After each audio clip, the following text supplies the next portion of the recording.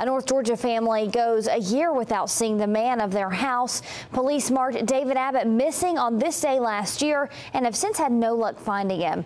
News Channel 9's James Torres joins us to tell us why his family says they're not giving up on their search for answers. James. Latricia, David Abbott lived in Fort Oglethorpe, but he became a father figure for a Ringgold family about 19 years ago. A year after he's gone missing, the family says not a day goes by without them wishing for their dad back.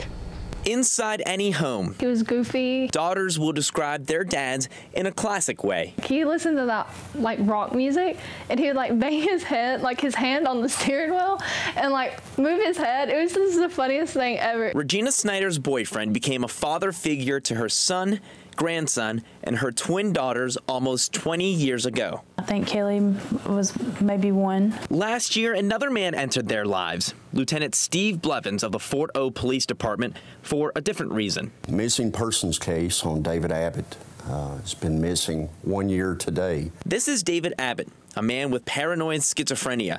His family says he didn't take his medication, left their home in his truck, and never came back. This truck now sits in Ringgold with Abbott's girlfriend. After police found the car, they say they also found his cell phone and his keys on top of the car seat. Today, Regina and her daughters drove 60 miles to McMinn County to visit the place Abbott was last seen. For days, we stayed up here walking every street, knocking on every door that we could. Snyder says she's been here at least 20 times, but never found any major clues, often leaving the scene expecting the worst. I just don't think we're going to find him alive. Alive or not, the family says they just want some closure. And if possible, Abbott's daughters would like one thing more inside their home. I want him back so bad. I want my dad back.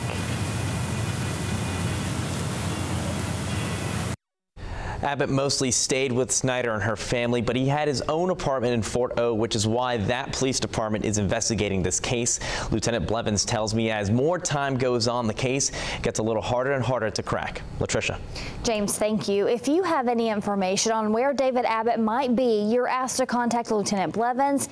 His information is on our website, newschannel9.com. He says this is the longest missing persons case he's ever had.